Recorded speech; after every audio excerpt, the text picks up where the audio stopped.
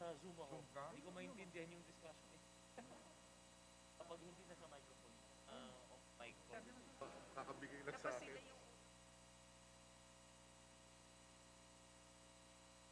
Ha? Hindi naman, yung mga formal lang. Nandiyan sir. Tawagin mo. Alin? Good afternoon. May we request the honorable members of the House to be seated to ensure that your presence at today's session will be properly recorded by the Secretariat. The plenary session will start in 2 minutes. Thank you.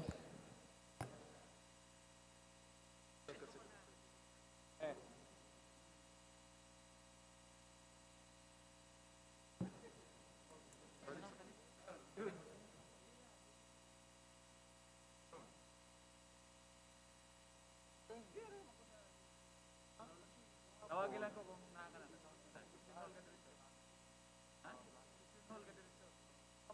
Tawagin ko kung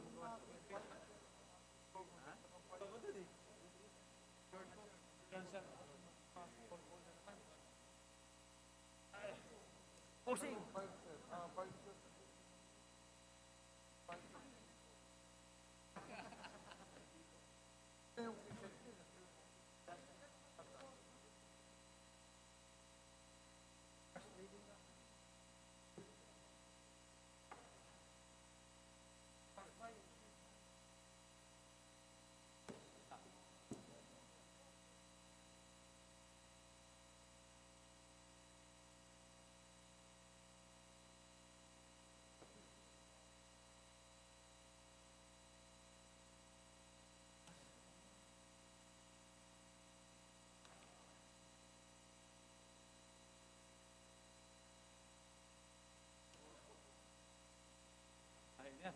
Ayos yun, agad.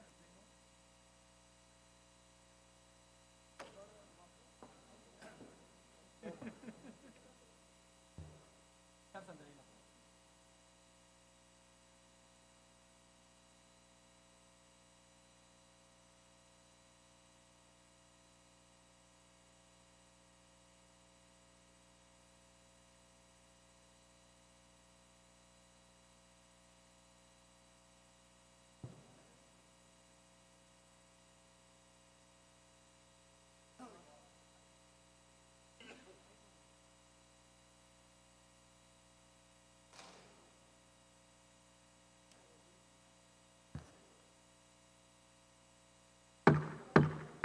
Session resumed. Majority Leader.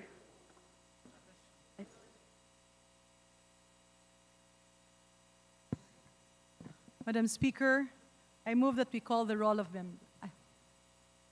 Everybody is requested to rise for the singing of the national anthem.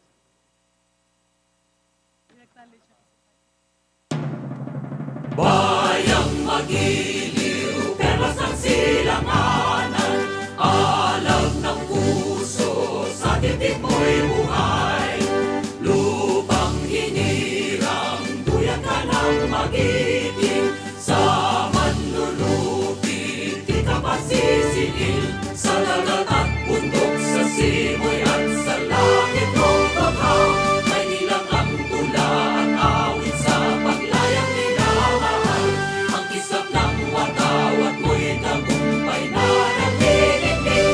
Ang bituin at araw niya kailan pa may magdidilim. Lupa ng araw ng walaming pagsinta, buhay ay langit sa piling mo. Aming ligaya na pag may mga ating at mamatay ng dahil sa'yo.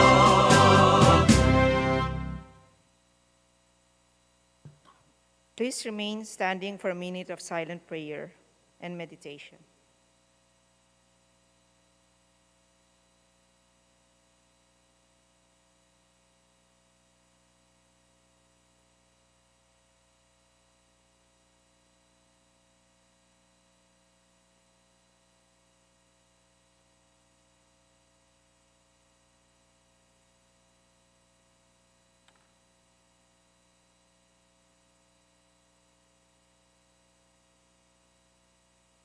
Majority Leader.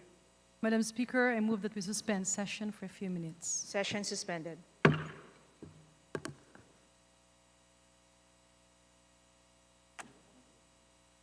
Wala.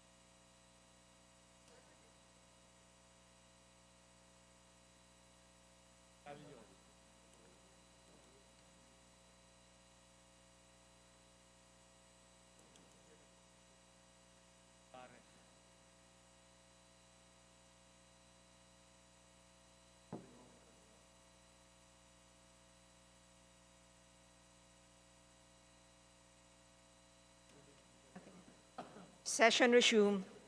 Majority Leader. Madam Speaker, I move that we call the roll of members. The Secretary General is directed to call the roll of members. Roll call of members. Honorable Representatives. Abalos. Abante. Abunda. Acharon. Asidre. Acop. Adyong. Advincula. Agaraw. Alba. Albano. Almario. Almonte. Alonte. Alvarez Jose. Alvarez Mercedes. Alvarez Pantaleon. Amante. Amatong. Angara. Aquino. Arbison, Arenas, Arrogancia, Asistio, Ataide, Omentado, Balindong, Barba, Barbers, Baronda, Barzaga, Baskug, Bautista, Bautista Lim, Benitez, Bernos, Billones, Biron, Bolilia, Bondok, Bongalon, Bordado, Bosita, Briones, Brosas, Buhain, Bulot Begtang, Bustos, Cabredo, Cagas, Kahayon Uy, Calderon, Calixto, Campos, Kawagdan, Cardema, Cari, Castro Franz, Castro Jean, Celeste, Chan, Chato, Chua, Chungalaw, Ko Angelica Natasha, Ko Elizaldi, Ko Pilar, Ko Juanco Jaime, Ko Juanco Mark, Colada, Coliantes, Corvera, Cruz Ambrosio, Cruz Ricardo, Cuwa, Quaresma, Dagoo,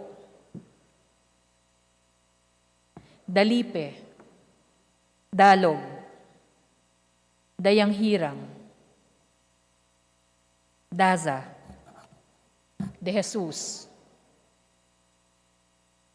De Venecia, Defensor, Del Mar, De Los Santos, Dimaporo Muhammad Khalid, Dimaporo Siti Amina, Dionisio, Domingo, Duavit, Duhali, Duterte, D. Faustino Ino, D. Faustino Michael, D. Ian Paul, Ecleo, Emano, Enciso, Enverga, Escudero, Espares, Espina, Estrella, Yudela, Parinias, Fernandez, Ferrer Antonio, Ferrer Juliet Marie, Flores, Fortes, Frasco, Fresnedi, Puentebella, Galeos, Garcia Albert, Garcia Dante, Garcia Jose Arturo, Garcia Maria Angela, Garcia Pablo Jan, Garcia Vincent, Guardiola, Garin, Gasataya, Gatchalian, Gato, Go Ed Christopher, Go Mark, Goles, Gomez, Gonzaga, Gonzales Aurelio, Gonzales Neptali, Gonzales Sandro, Goriseta, Guico, Gintu, Gulyas, Gutierrez, Hagidorn, Haresco, Hataman, Hernandez, Herrera, Horibata, Javier. Po Olga Ara. Po Ricardo. Po Wilton. Punghun. Labad-labad. Lakson. Lakson Noel. Lagman. Lagon Daphne. Lagon Sani. Lara. Lazatin. Lee. Legarda. Libanan. Lim Kay Chong. Loyola. Luistro. Lumayag. Macapagal Arroyo. Maceda. Madrona. Magsino. Malapitan. Mangawang. Manikis. Manuel. Maranyon. Marcoleta. Marcos. Mariano Hernandez. Marinho. Marquez. Martinez. Mastura. Matibag. Matugas. Mendoza. Mercado. Mercado Revilla. Miguel. Momo. Morden. Nava. Nisay. Noel. Nograles Juan Fidel. Nograles Margarita. Nolasco. Owaminal. Olaso. Olivares. Ongchuan. Ordanez. Ortega. Uano Dizon. Padiernos. Paduano. Paglas. Palma.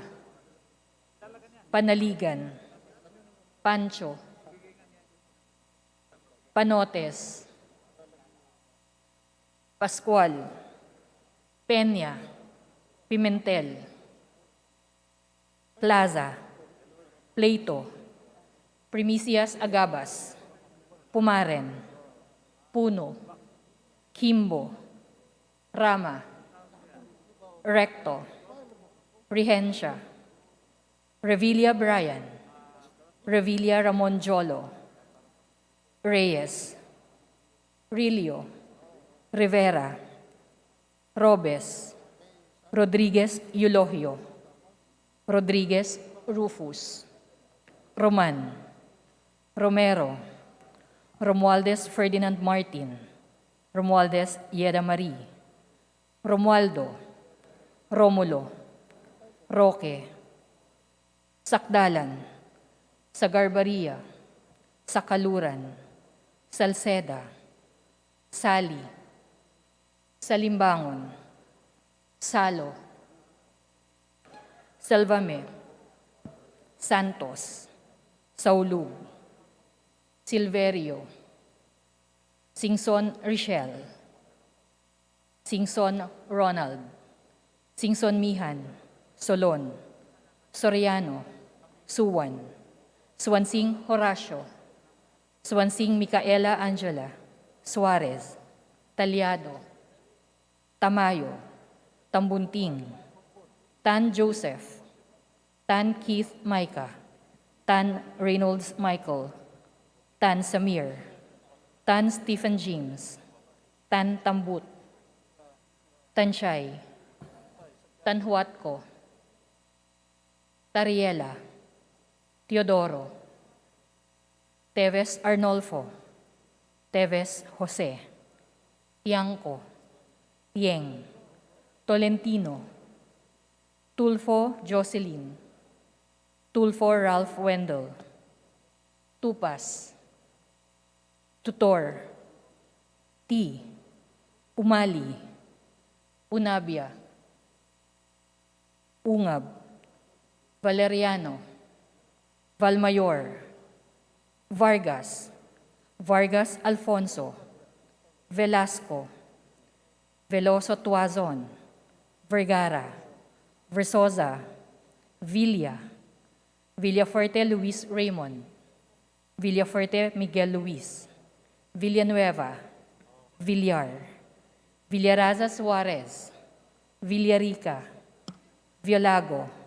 Yap Christiantel. Yap Christopher Son. Yap Edvic. Yap Eric. Yu Divina Grace. Yu Jazel Victoria. Yulo. Zamora Amparo Maria. Zamora Maria Carmen. Zamora Isabel Maria. Zubiri.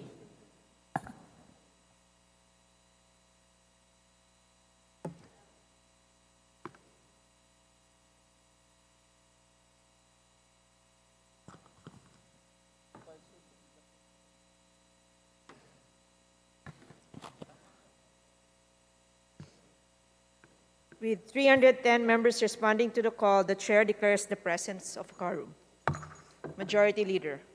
Madam Speaker, I move that we now proceed with the reference of business and direct the Secretary General to read the titles of bills.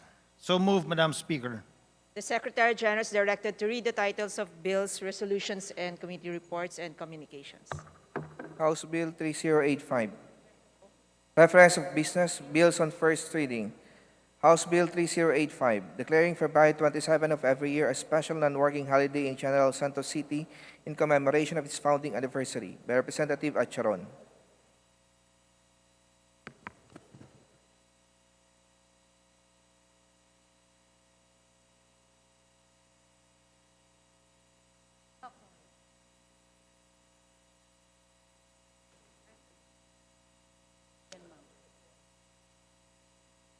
To the Committee on Local Government. House Bill 3086, establishing a Provincial Bureau of Soils and Water Management in Basilisa, Dinagat Islands, by Representative Ecleo. To the Committee on Agriculture and Food. House Bill 3087, establishing the Provincial Seedling Bank in Dipo, Dinagat Islands, by Representative Ecleo. To the Committee on Agriculture and Food. House Bill 3088, establishing a Provincial Office of NIA in Basilisa, Dinagat Islands, by Representative Ecleo. To the Committee on Agriculture and Food. House Bill 3089, granting Philippine citizenship to Terence David Pauls, by Representative Ecleo. To the Committee on Justice. House Bill 3090, providing for basic military and police training in senior high school levels in public and private educational institutions, by Representative Coles. To the Committee on Basic Education and Culture. House Bill 3091, separating the Cebuco National High School, Pangian Annex and Pangian Zamboanga del Norte from the Cebuco National High School, converting it into the Pangian National High School, by Representative Amatong. To the Committee on Basic Education and Culture. House Bill 3092 and 3093, establishing multi-species marine hatcheries in the municipalities of Liloy and Cebuco, Zamboanga del Norte, by Representative Amatong. To the Committee on Aquaculture and Fisheries Resources. House Bill 3094, providing for the modernization of public health emergency preparedness and response capabilities, establishing the Philippine Center for Disease Control Prevention, by Representative Haresco. To the Committee on Health.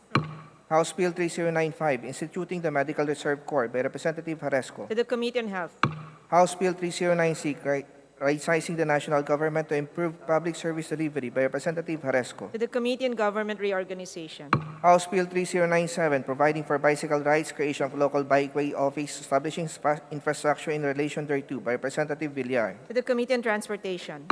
House Bill 3098, requiring all national, regional, and provincial government hospitals to establish, operate, and maintain a dialysis ward or unit in their respective hospital and providing free dialysis treatment to indigent patients, To by the commi- Representative Villar. To the Committee on Health.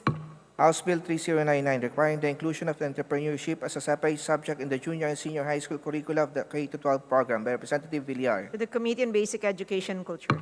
House Bill 3100, converting the LTO Extension Office in Las Piñas City into a regular LTO District Office, by Representative To the Villar. Committee on Transportation. House Bill 3101, granting the Magna Carta for our daycare workers, by Representative To Villar. the Committee on Welfare of Children. House Bill 3102, providing stiffer penalties for theft, robbery, and destruction of public school property, by Representative Villar. To the Committee on Revision of Laws. House Bill 3103, establishing the Small and Medium Enterprises Tax Exchange, by Representative Villar. To the Committee on Micro, Small, and Medium Enterprise Development. House Bill 3104, converting the 4 and 95 kilometer provincial road from Barangay Asaria to Barangay Primicias in Mapandan, Pangasinan into a national road, by Representative Arenas. To the Committee on Public Works and Highways. House Bill 3105, providing for a national Labor and Migration Policy towards Labor and Migration by Choice, creating the National Reverse Migration Commission by Representative Arenas. To the Committee on Overseas Workers Affairs. House Bill 3106, providing for universal educational assistance to all senior high school by Representative Luistro. To the Committee on Basic Education and Culture. House Bill 3107, expanding the membership and benefits of the government service insurance system to cover barangay officials by Representative Vergara. To the Committee on Government Enterprises and Privatization. House Bill 3108, amending the Philippine Disaster Risk Reduction and Management Act of 2010 for granting hazard pay to disaster response personnel during state of calamity by Representative To Vergara. the Committee on Disaster Resilience. House Bill 3109, providing for the regulation of tricycles, institutionalizing mechanism for its implementation by Representative To Vergara. the Committee on Transportation. House Bill 3110, developing the onion industry, establishing for the purpose the Philippine Onion Research and Development Center, declaring the municipality of Bungabon and Nueva Ecija as the onion capital of the Philippines by Representative Vergara. To the Committee on Agriculture and Food. House Bill 3111, strengthening the traditional and complementary medicine system by Representative Vergara. To the Committee on Health. House Bill 3112, mandating the classification of Internet games, creating for the Internet Games Review and Classification Board by Representative To Vergara. the Committee on Information Communications Technology. House Bill 3113, providing for the mandatory labeling of milled rice for commercial distribution and imposing penalties for violation thereof by Representative Vergara. To the Committee on Trade and Industry. House Bill 3114, to integrate Internet and social media education as part of the curriculum of all primary and secondary schools by Representative Vergara. To the Committee on Basic Education and Culture. House Bill 3115, amending Batas Pambansa Bilang 22, penalizing the making of drawing and issuance of a check without sufficient funds or credit by Representative Vergara. To the Committee on Banks and Financial Intermediaries. House Bill 3116, converting the municipality of Capas Interlac into the city of Capas by Representative Rivera. To the Committee on Local Government. House Bill 3117, providing for the modernization of the public health emergency preparedness and response capabilities, establishing the Center for Disease Prevention and Control by Representative To Arrogancia. the Committee on Health. House Bill 3118, establishing the Philippine Virology Science and Technology Institute by Representative Arrogancia. To the Committee on Health, the Committee on Science and Technology. House Bill 3119, instituting the Medical Corps by Representative Arrogancia. To the Committee on Health. House Bill 3120, providing for the employment of nurses, assigning at least one registered nurse for every unserved or underserved barangay by Representative Morden. To the Committee on Local Government. House Bill 3121, mandating the establishment of the National Emergency Stockpile by Representative Morden. To the Committee on Disaster Resilience. House Bill 3122, granting benefits and incentives to accredited Bantay Dagat by Representative Morden. To the Committee on Transportation. House Bill 3123, instituting the Medical Reserve Corps by Representative Morden. To the Committee on Health. House Bill 3124, mandating PhilHealth to increase the hemodialysis treatment coverage of members of the National Health Insurance Program to 156 sessions per year by Representative Alvarez Mercedes. To the Committee on Health. House Bill 3125, providing all barangay officials a lump sum retirement pay equivalent to 1 year honorarium by Representative Alvarez Mercedes. To the Committee on Local Government. House Bill 3126, requiring the establishment of dialysis clinics in all national, regional, provincial, and strategic district hospitals and providing free dialysis treatment to indigent patients by Representative Alvarez Mercedes. To the Committee on Health. House Bill 3127, creating the Metro Bataan Development Authority by Representative Nisay. To the Committee on Government Enterprises and Privatization. House Bill 3128, regulating the conduct of campus educational activities by public and private schools by Representative Nisay. To the Committee on Basic Education and Culture and the Committee on Higher and Technical Education. House Bill 3129, strengthening the protection and safety of pedestrians by Representative Nisay. To the Committee on Transportation.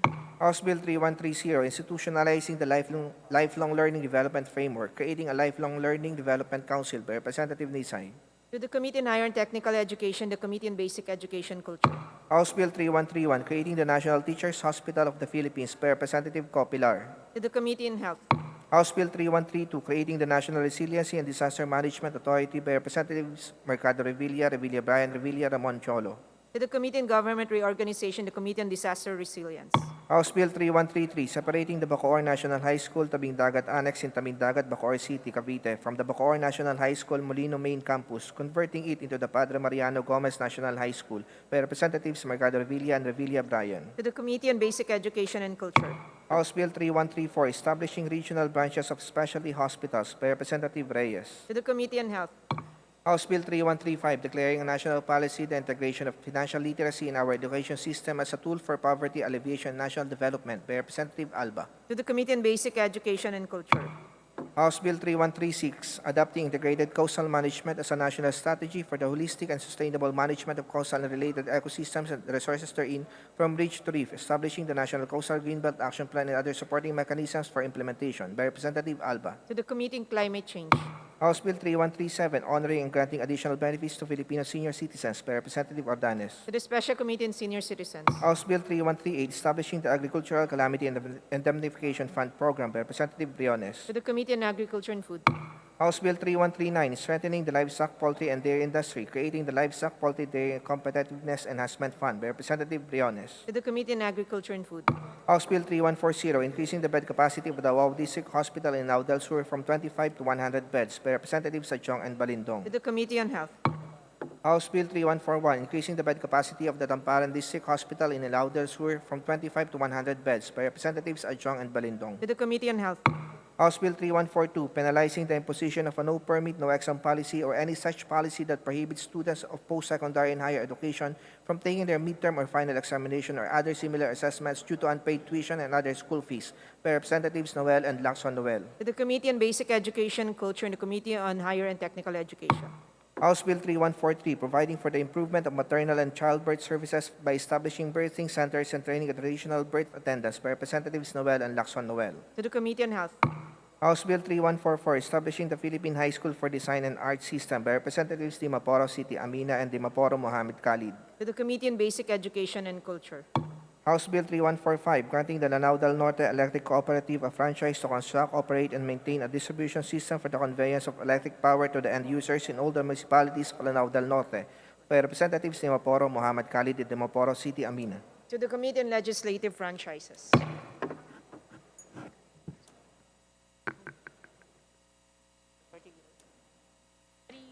Majority Leader. Madam Speaker, will you please acknowledge No.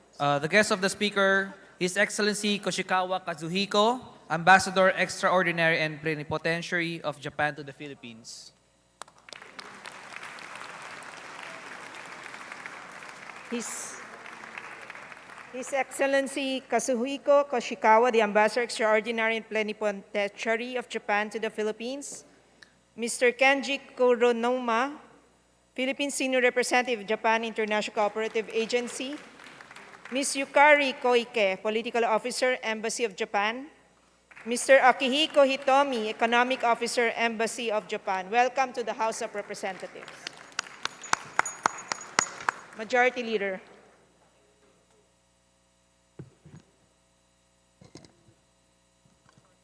Session suspended to allow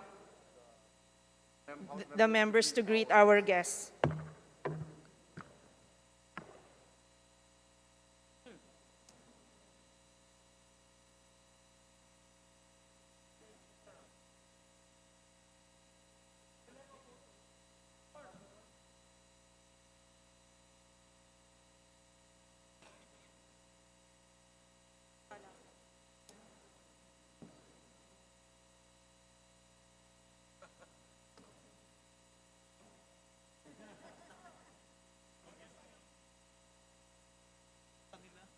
Yes po.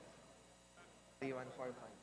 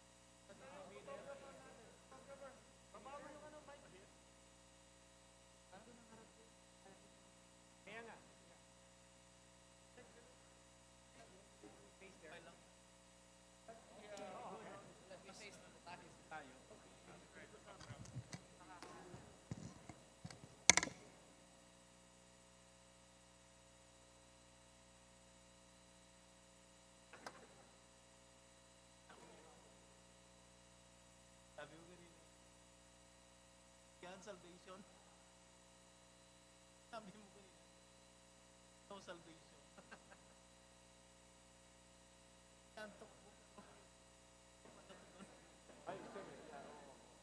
Best way to drive the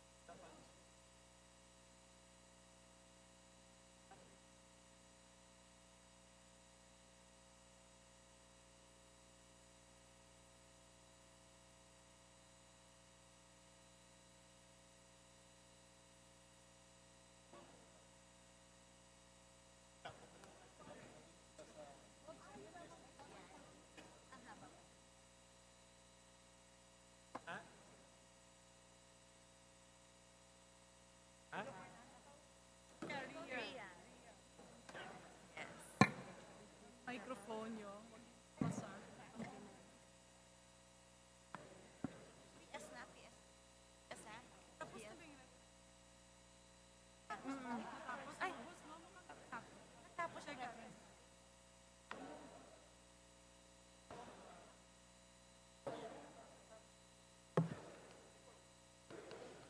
Ano? Hindi naman nagsuspend, hindi na sinuspend. Papadirect ko na lang.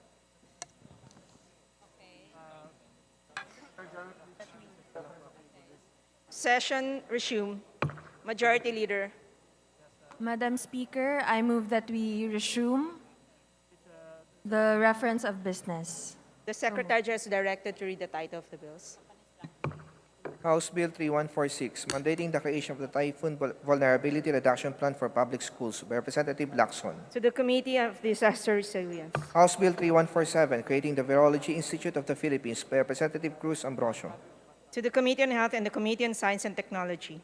House Bill 3148, establishing a Manila Bay Integrated Flood Control Coastal Defense and Expressway by Representative Cruz Ambrosio. To the Committee on Public Works and Highways. House Bill 3149, providing protection to consumers and merchants engaged in internet transactions, creating the Electronic Commerce Bureau by Representative Cruz Ambrosio. To the Committee on Trade and Industry. House Bill 3150, instituting the Medical Reserve Corps by Representative Cruz Ambrosio. To the Committee on Health. House Bill 3151, establishing the Metropolitan Bulacan Area and creating the Metropolitan Bulacan Development Authority as its administering agency by Representative Cruz Ambrosio. To the Committee on Government Enterprises and Privatization.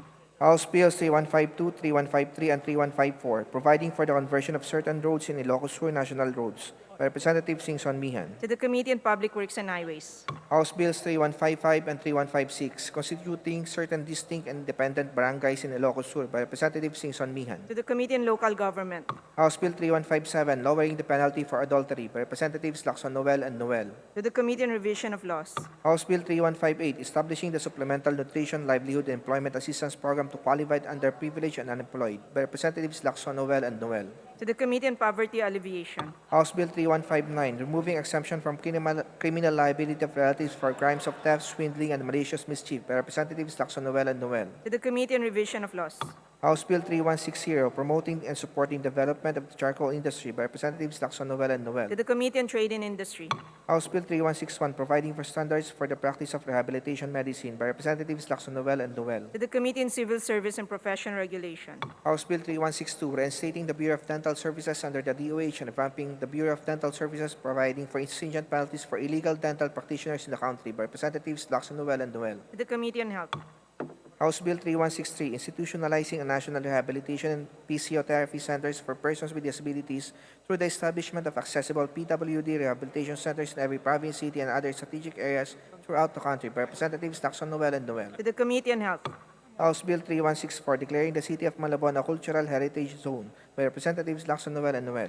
to the Committee on Basic Education and Culture, House Bill 3165, exempting micro and small enterprises from national local taxes arising from the first 5 years of its operations, medium enterprises from national local taxes arising from the first 2 years of its operations by Representatives Lacson, Noel, and Noel. to the Committee on Ways and Means, House Bill 3166, providing compensation, monetary and non-monetary benefits to all barangay officials by Representatives Lacson, Noel, and Noel. to the Committee on Local Government, House Bill 3167, exempting a government agency, bureau, or instrumentality from the payment of taxes and fees on the purchase of fire sprinklers for the construction, establishment, rehabilitation, and/or improvement of public buildings, facilities, and/or structures by Representatives Lacson, Noel, and Noel. to the Committee on Public Order and Safety, House Bill 3168, reclassifying the position of the barangay health workers as municipal or city government employees by Representative Sakaluran. to the Committee on Local Government, House Bill 3169, increasing the minimum salaries of public school teachers in basic and higher education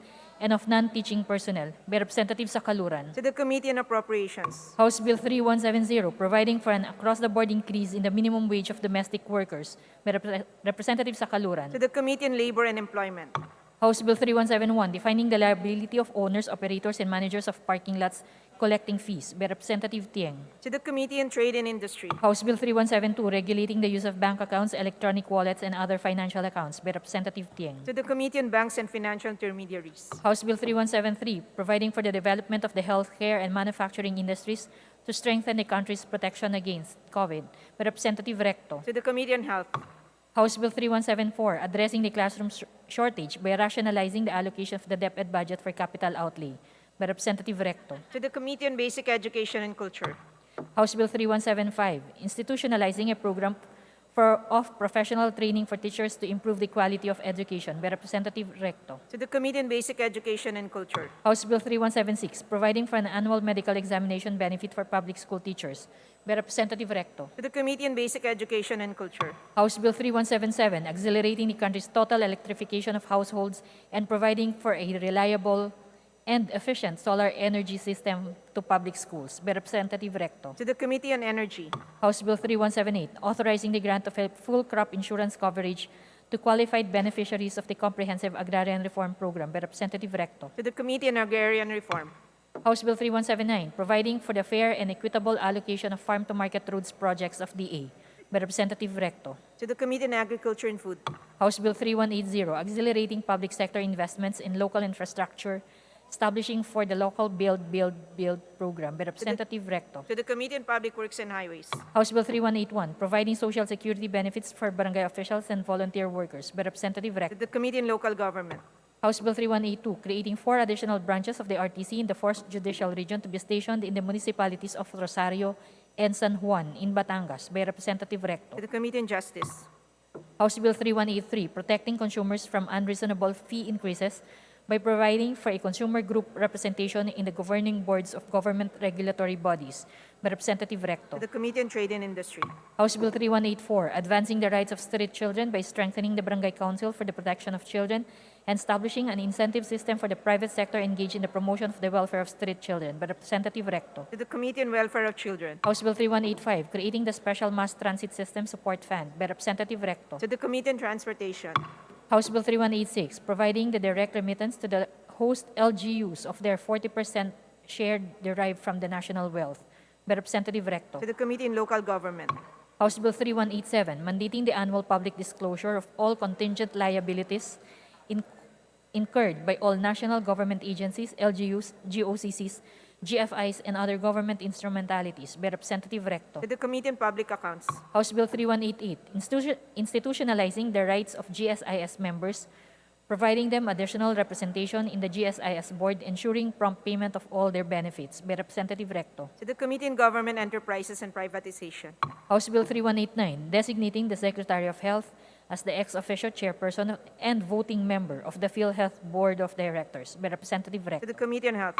House Bill 3190, designating the Secretary of Agriculture as the ex officio chairperson of governing boards of chartered GOCCs engaged in activities related to agriculture, fisheries, and food production by Representative Recto. To the Committee on Agriculture and Food. House Bill 3191, removing the conditions for the condonation of all unpaid income taxes due from local water districts by Representative To the Recto. Committee on Ways and Means. House Bill 3192, institutionalizing a rapid rehousing program to end homelessness by Representative Ginto. To the Committee on Housing and Urban Development. House Bill 3193, amending the Urban Development and Housing Act of 1992 by institutionalizing a subsidy program for expenses related to water and electric utilities and initial monthly bills to qualified beneficiary households by Representative Ginto. To the Committee on Housing and Urban Development. House Bill 3194, to provide a housing program for nurses by Representative Ginto. To the Committee on Housing and Urban Development. House Bill 3195, introducing a rent relief plan to assist residential tenants adversely impacted by the 2020 economic crisis by Representative Ginto. To the Committee on Housing and Urban Development. House Bill 3196, defining the crime of deprivation of support to parents by Representative To Ginto. the Committee on Justice. House Bill numbers 3197 to 3210, converting certain roads into national roads by Representatives Villafuerte, Luis Raymond, Villafuerte, Miguel Luis, Horebata, and Enciso. To the Committee on Public Works and Highways. House Bill 3211, creating a comprehensive policy enabling youth participation in adolescent pregnancy prevention by Representative Tan Stephen James. To the Committee on Youth and Sports Development. House Bill 3212, declaring August 11 of every year a special non-working holiday in Samar to commemorate Samar Day by Representative Tan Stephen To James. the Committee on Local Government. House Bill 3213, strengthening the Philippine youth involvement in agriculture and entrepreneurship by Representative Tan Stephen James. To the Committee on Agriculture and Food. House Bill 3214, creating the Department of Economics and Development Planning by Representative Kimbo. To the Committee on Government Reorganization, the Committee on Economic Affairs. House Bill 3215, providing for the strengthening of the administration and organization of the Philippine Coast Guard by Representative To Fuentebella. the Committee on Transportation.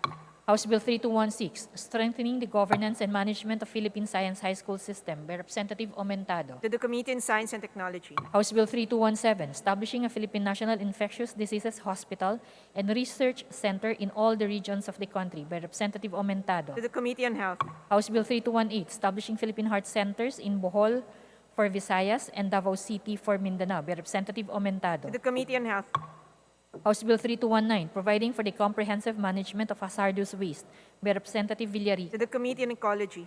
House Bill 3220, repealing compulsory retirement under Article 287, Title 2, Book 6 of the Labor Code of the Philippines by Representative Ordanes. To the Committee on Labor and Employment. House Bill 3221, prescribing the honoraria or allowances of barangay officials at minimum wage levels by Representative Chato. To the Committee on Local Government.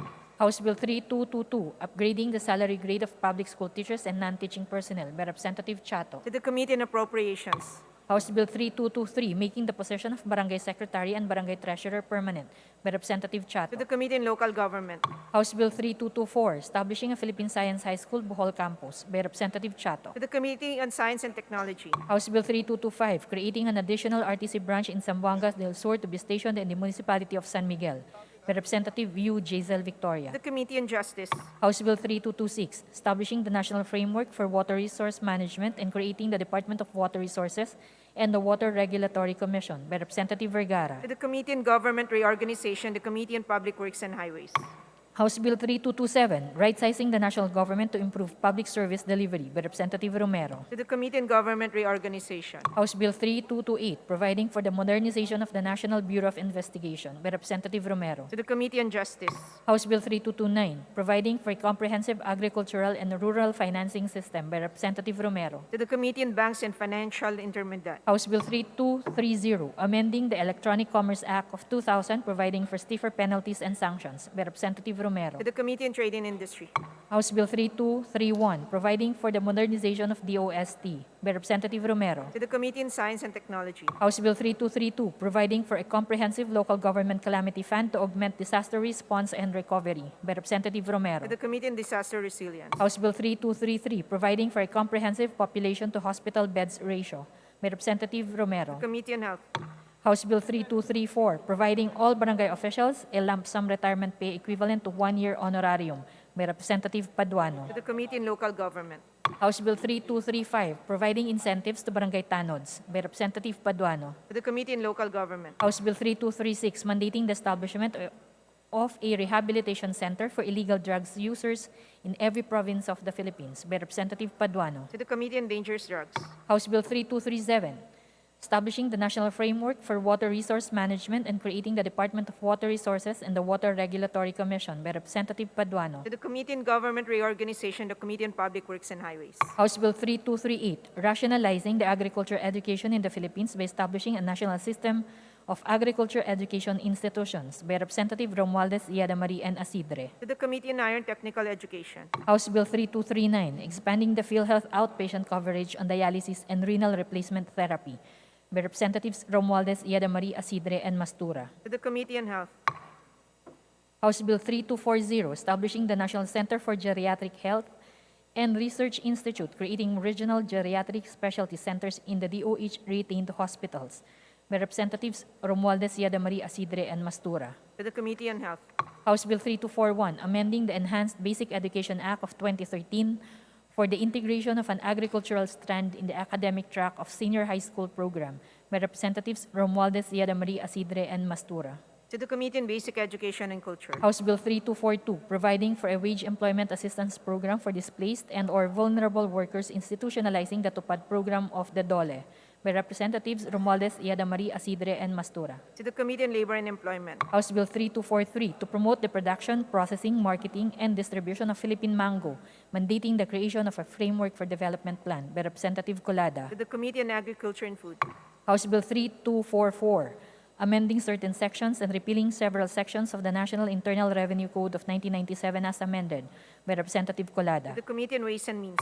House Bill 3245, amending certain sections, repealing Section 709 and adding Section 440-A, all under the Customs Modernization and Tariff Act by Representative To Colada. the Committee on Ways and Means.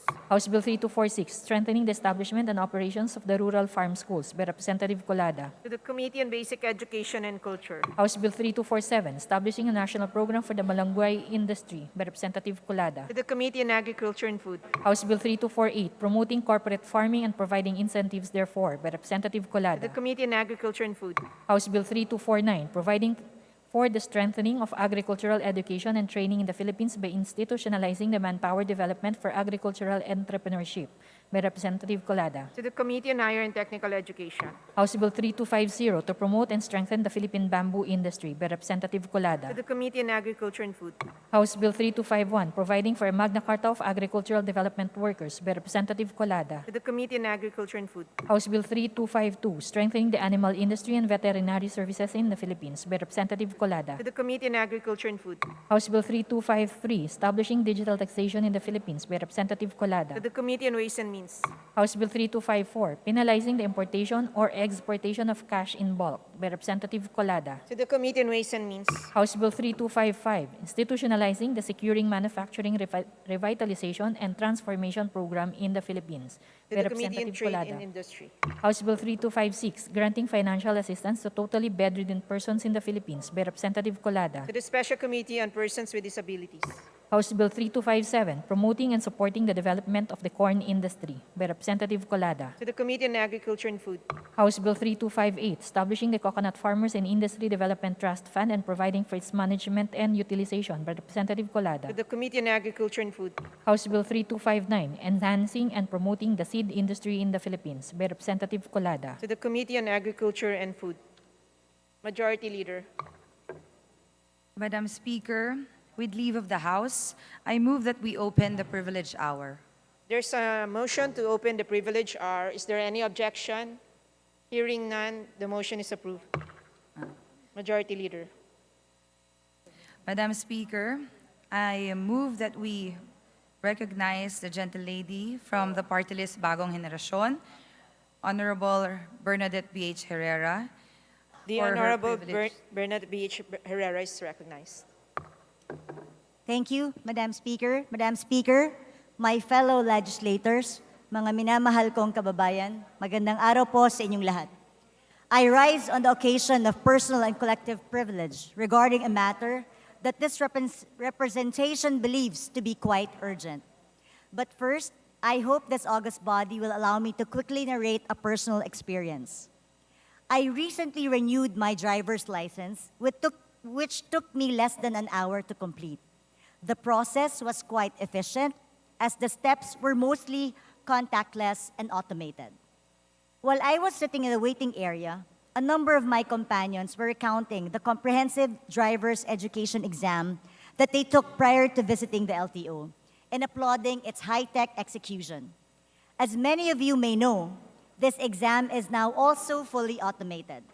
Test takers are instructed to keep their heads as still as possible. Otherwise, the system will detect possibility that answers are being read on the side or that the examinee is being coached by someone. There is also an algorithm in place to make sure that no tests are identical in terms of sequence and question placements. In short, it is possible to have a ready-made answer key. I am quite impressed that this technology is in place, Mr. Speaker. One of the people I chatted with, let's call him Mang Fred, told me something so candid, yet so full of truth and pragmatic insight. Ma'am, yan ang pinakamagandang paraan para mabawasan ang mga kamote driver at kamote rider sa kalsada. Dati kasi kapag manual ang pag-e-exam, lahat pasado. Kahit walang alam sa pagmamaneho at traffic, makakakuha ng lisensya. Binabayaran kasi ang kodigo ng mga sagot. Dagdag pa ni Mang Fred, tao naman talaga ang problema sa kahit anong sistema. Oras na maglagay ka ng tao sa proseso, syempre parating may tukso na tumanggap sila ng lagay o mag-apply ng palakasan. Kaya tumatagal, humihirap at lumalaki ang gastos namin. Madam Speaker, not to over-dramatize or over-romanticize this brief conversation, but in a few heartfelt sentences, Mang Fred managed to summarize the wisdom and importance of automation and digital efficiency in government services. Indeed, the more ideal term is digital transformation, which by its very nature and definition seeks to minimize human intervention and contact, precisely to improve efficiencies and eliminate opportunities for corruption. Our Honorable President, Ferdinand Marcos Jr. himself touched on this topic during his SONA, instructing the DICT to fast-track the digitalization of government agencies and to ensure that the information technology capabilities are at par with the latest technology. As PBBM pointed out, the forward progression is to go from manual to digital. I'm sure everyone would agree that under normal circumstances, to go from digital to manual is a clear step backwards. I was therefore quite surprised to learn that our Land Transportation Office, out of supposed frustration due to glitches happening in their provincial offices, is considering to overhaul its entire IT system infrastructure and replace its current systems provider. What particularly caught my attention is that the LTO chief, ASEC Teofilo Guadis, openly lambasted its existing IT supplier and in the same instance, actually commended the agency's previous contract holder. He even went as far as saying that the old supplier was, quote, welcome to bid for their previous contract should things go south between the LTO and its current IT provider. Considering his position and the substantial amount involved in the contract, this statement may be considered imprudent or highly irresponsible, to say the least. If anything, it may give rise to public speculation on why the LTO appears to be in a rush to find a new IT supplier, or in this case, revert to a previous one, when they have a signed active agreement with an existing corporation. Ang bilis namang nilang makita ang kapalpakan, kakaupo pa lang nila. Ang bilis makita ng mga mali. Please note that I am not casting any aspersions on ASEC Guadis. However, this is an issue that will affect millions of our countrymen. It is first and foremost worthwhile to examine if the glitches happening at the LTO are indeed the fault of its current IT provider. You see, Madam Speaker, there are reports on the field that these so-called glitches are actually taking place because LTO personnel are manually overriding the current IT system and introducing person-to-person transactions and procedures. While these are just reports for now, I think the irony is not lost on my esteemed colleagues that an IT system designed to minimize human intervention is now being accused of glitches because humans are overriding it.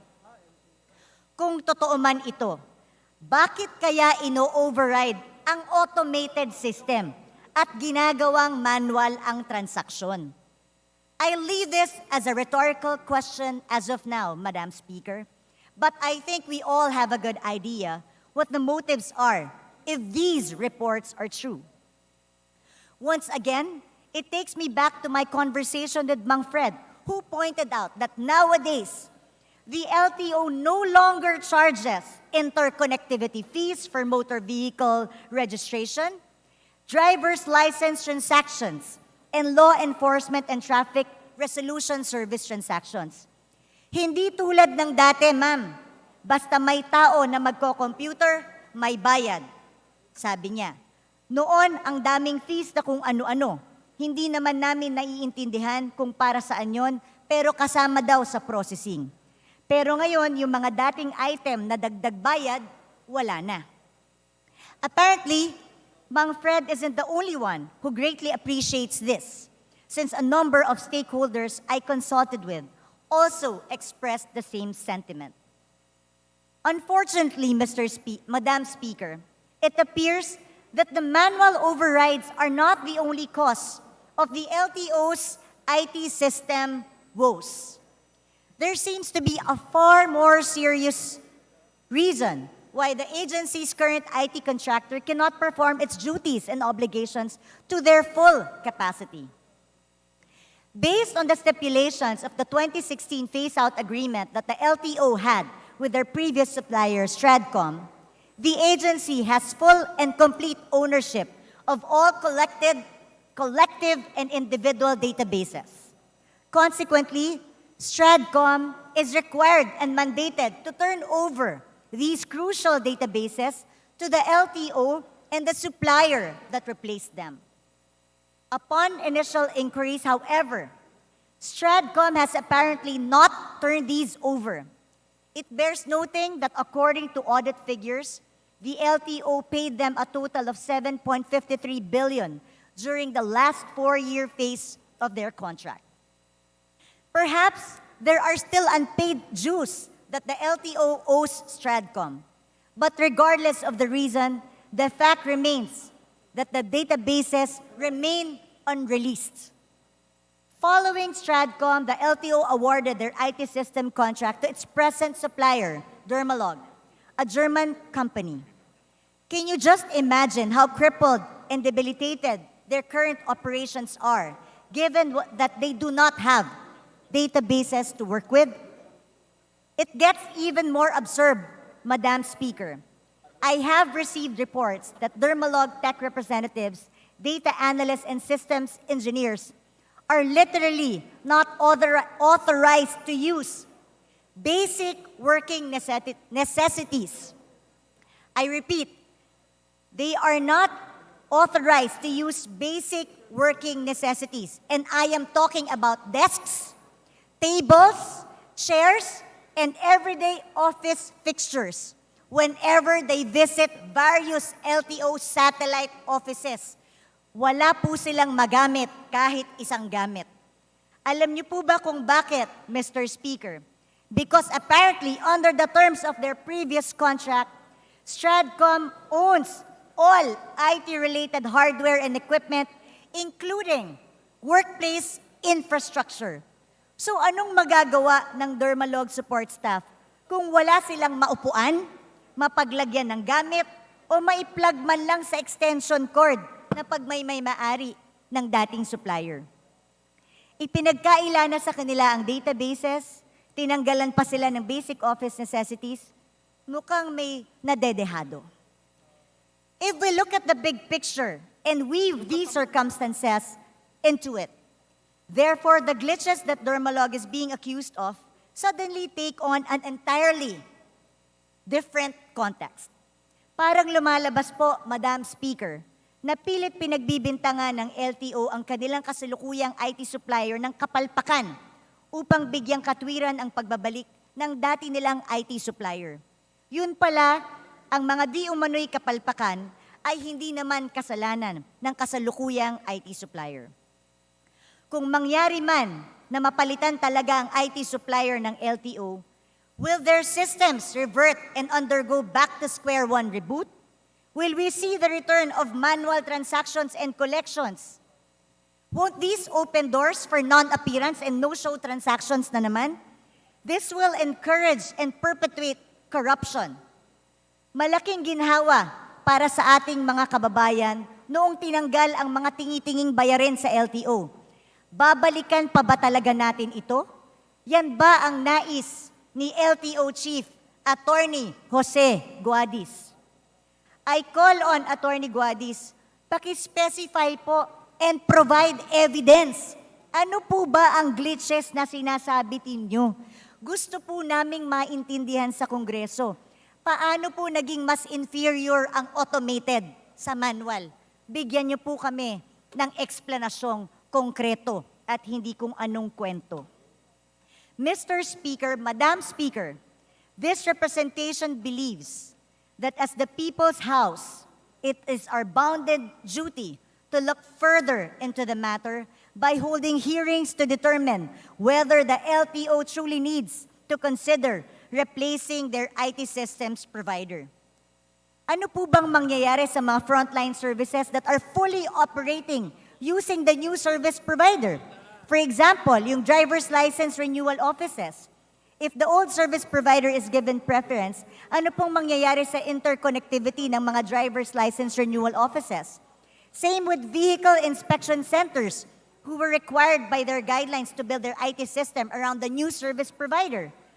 Ano pong mangyayari sa mga medical clinics and driving schools?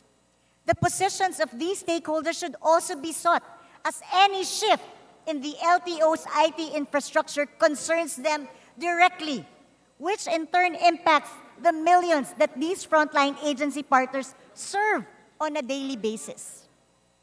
More importantly, we must ascertain if doing so will translate into tangible benefits for our countrymen or will end up as an additional burden, Madam Speaker. Huwag na po nating pahirapan ang ating mga kababayan. Life is already hard as it is. The facts suggest that the LTO may have other reasons for suggesting this course of action. In this regard, I encourage my dear colleagues to exercise our congressional powers of oversight so that we may, through investigation or remedial legislation, shed the necessary light on this issue. Thank you, Madam Speaker. Maraming salamat po. Majority Leader. Madam Speaker, I move that the speech of the Honorable Bernadette B.H. Herrera be referred to the Committee on Rules for its appropriate action. So moved, Madam Speaker. There's a motion. Is there any objection? The chair hears none. The motion is approved. Majority Leader.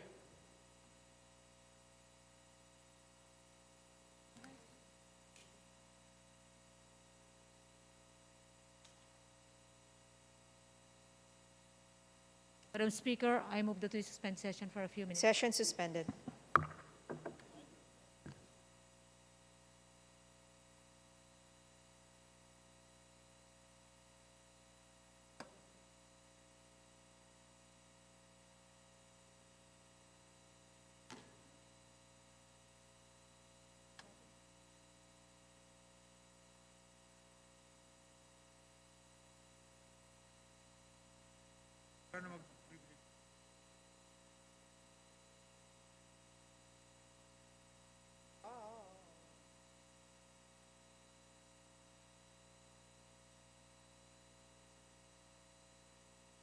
andun siya sa, next speaker. Nasa office niya. So after this, wala naman. We wait for the committee.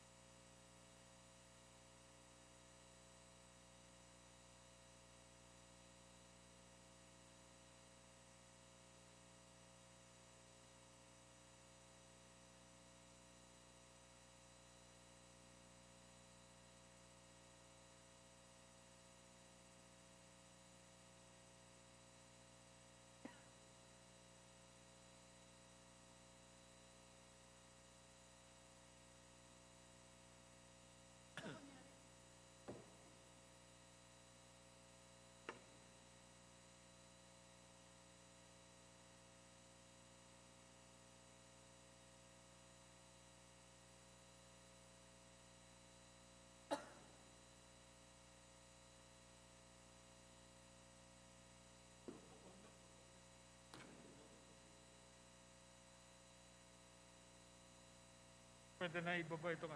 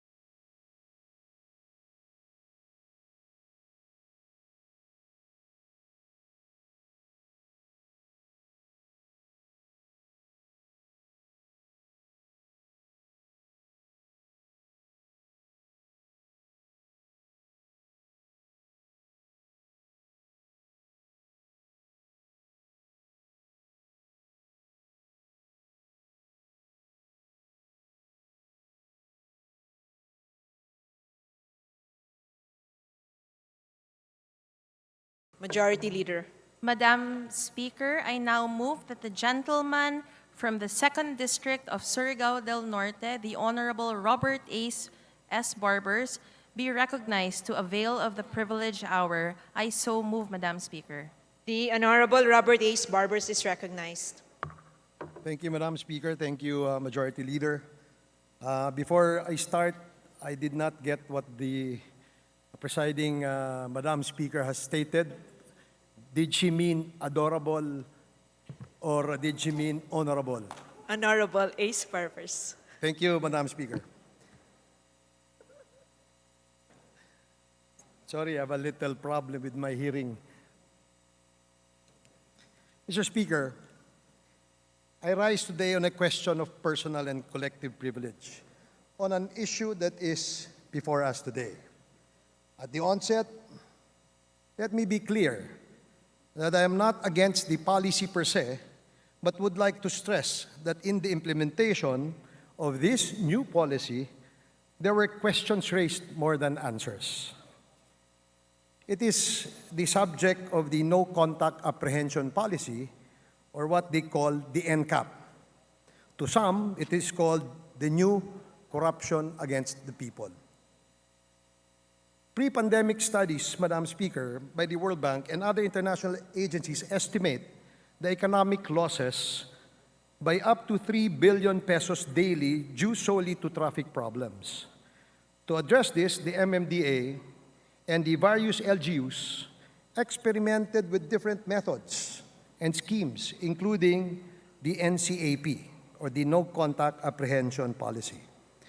While the objective is laudable, Madam Speaker, the NCAP implementation gave rise to more questions than answers. It took a life of its own and became a problem by itself, an additional burden and a source of corruption institutionalized by the state. To cite a few of the salient features of the NCAP,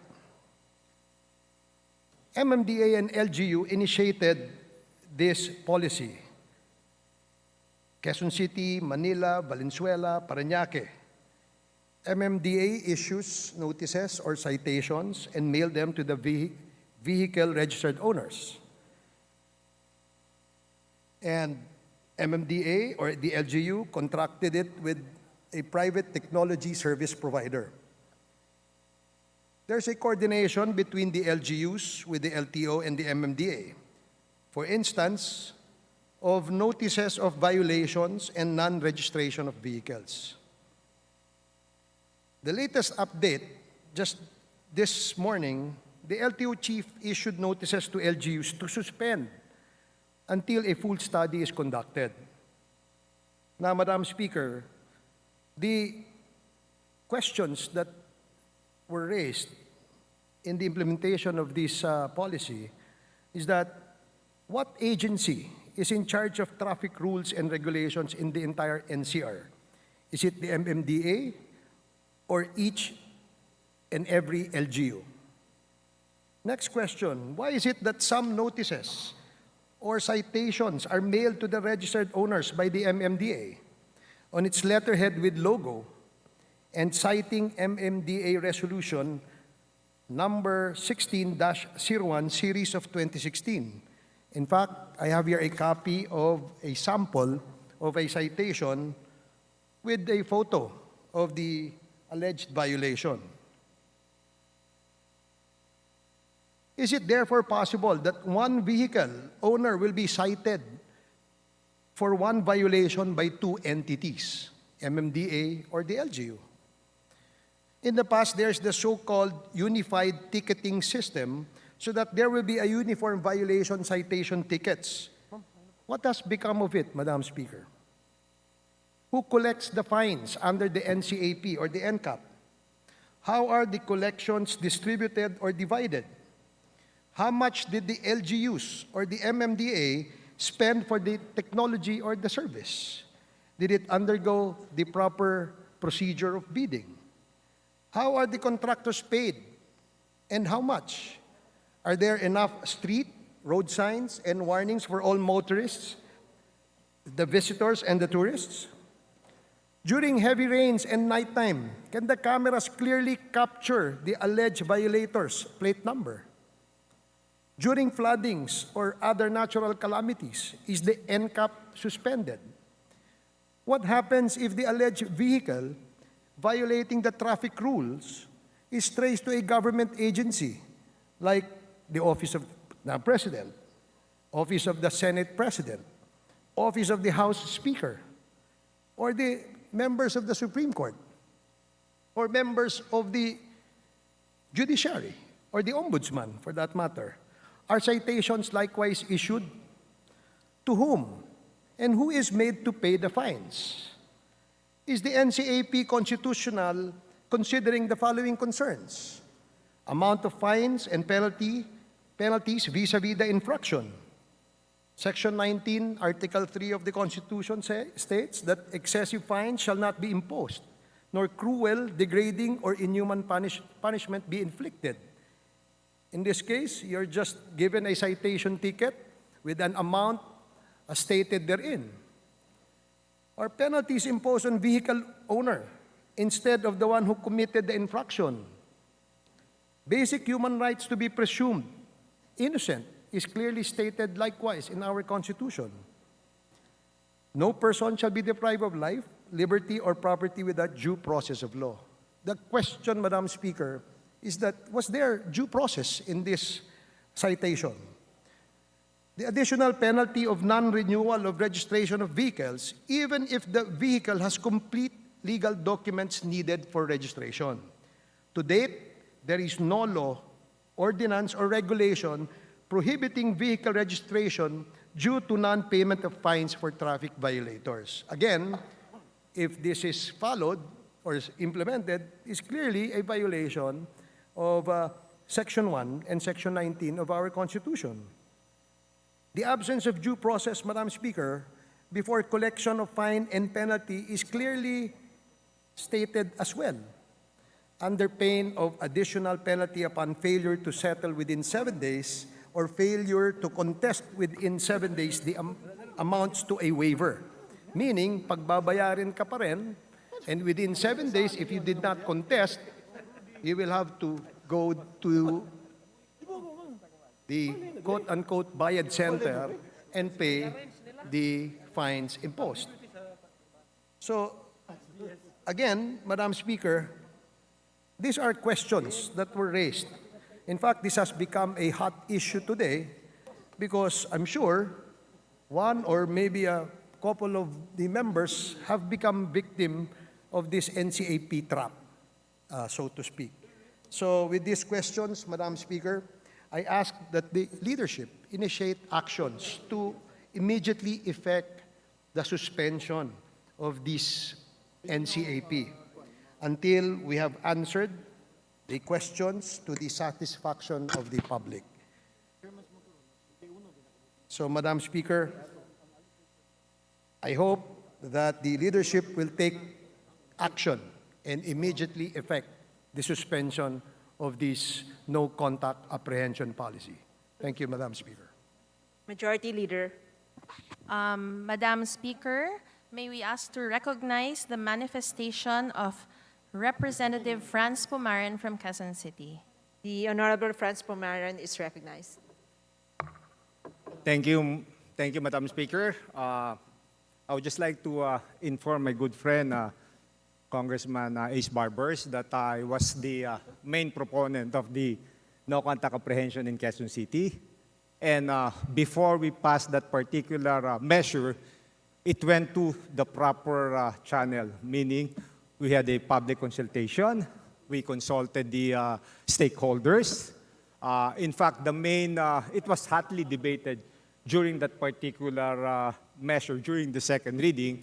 And me in particular, as the main proponent, stated the following guidelines, the safety net, to make sure that the commuters, the registered owners, will be properly coordinated.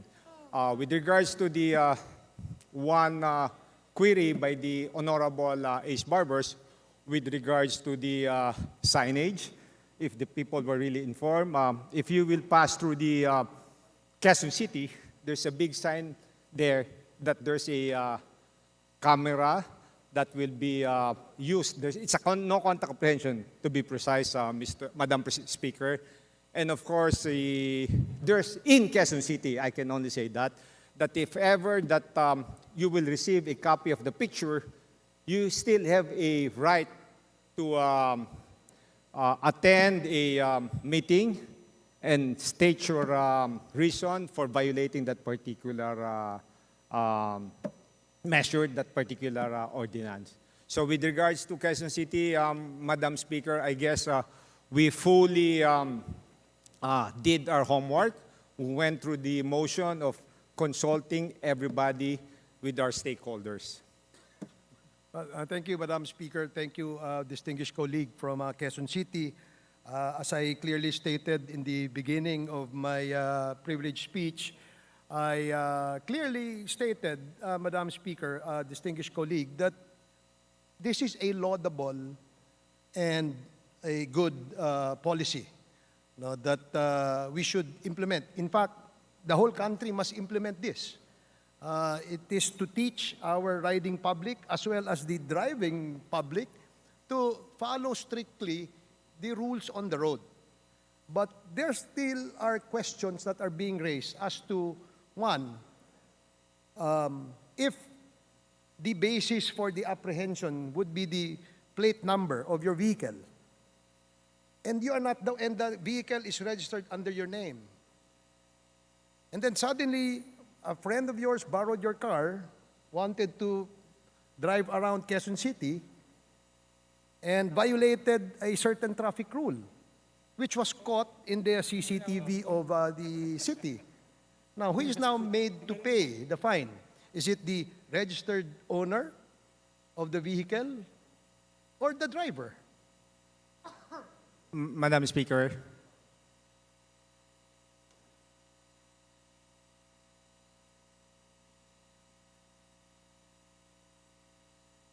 Because, distinguished colleague, the problem is that before we impose a penalty on an infraction committed, it should not be on the basis of the owner of the vehicle. Dapat yung mismo nag-drive ang dapat padala ng citation, hindi yung may-ari nung registered vehicle. In our case, Madam Speaker, distinguished colleague, there are vehicles that we probably bought second-hand that has not been transferred yet to our names. And this is common. This is normal, so to speak. So these are questions that are hounding this whole policy. Again, this is a laudable policy. This is a good policy, and I strongly believe that this should be implemented nationwide. yes, Mr. Speaker, if I can be recognized to